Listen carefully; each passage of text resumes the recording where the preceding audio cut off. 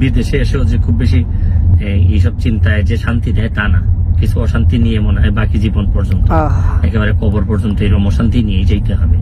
আমার জীবনে অনেকগুলা ভুল সিদ্ধান্ত, ভুল কাজ আছে আমার জীবনে, আমি মানুষ হিসেবে অনেক ভুল করছি। শুরু করিতেছি মহান আল্লাহর নামে, যিনি পরম করুণাময় এবং অত্যন্ত দয়ালু।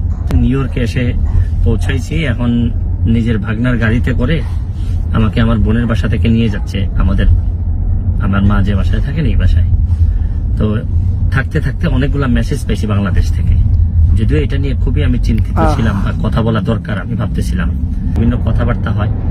এটা আসলে আমি আপনাদের কাছে মানে আল্লাহর হস্তে চাই যে এটা বন্ধ করতে হবে। এটা যদি বন্ধ না করেন, মানে অনেক মানুষের অনেক নির্যাতন হয়, অনেক কষ্ট হয়, এইসব যন্ত্রণা আপনাদেরও, আমি প্রায়ই হয়তো এইভাবে যন্ত্রণা আপনাদেরকে দিতে হবে, আপনাদেরও নিতে হবে, আর আপনাদের যন্ত্রণাও আমি নিব। ভালো থাকবেন, সুস্থ থাকবেন।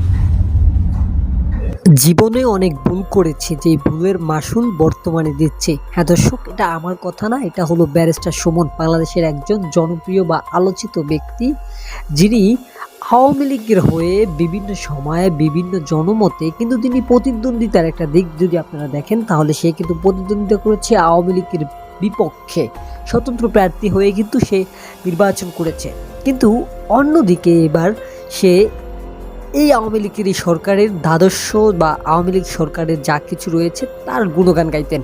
এক পর্যায়ে বলা চলে তিনি কিন্তু আওয়ামী লীগ থেকে মনোনয়নপত্র চেয়েছেন, তাকে দেওয়া হয়নি বলে সে স্বতন্ত্র দিয়ে নির্বাচন করেছে। তার জনপ্রিয়তা বেশি ছিল, তাই সে অবশেষে চলে গিয়েছেন। কিন্তু এই কোঠা বিরোধী আন্দোলনে তিনি কিন্তু কোনো মুখ খোলেননি, কারণ এই সরকারের বিপক্ষে চলে গেলে কিন্তু তার সিট থাকবে না।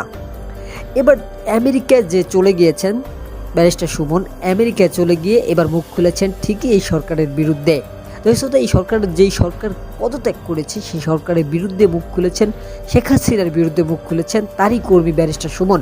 তিনি বলতেছেন যে খুব বেশি ভালো রয়েছি, এমনটা কিন্তু নয়, আমেরিকার মাটিতে গিয়েও শেষ পর্যন্ত তাকে হেনস্থার শিকার হতে হচ্ছে।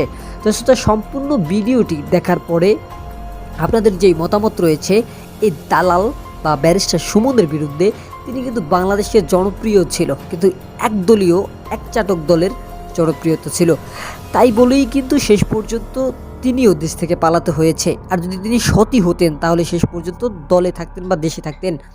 এরকম প্রতিশ্রুতিতে যে ভিডিওটা সম্পূর্ণ আপনারা দেখেছেন প্রথমে স্কিপে, সেই সম্পূর্ণ ভিডিওটা দেখার পরে আপনাদের কি মতামত রয়েছে সেই মতামতটুকু অবশ্যই আমাদের কমেন্ট বক্সে জানাবেন। আজকের মতো এখানে বিদায় নিচ্ছি, আল্লাহ হাফেজ।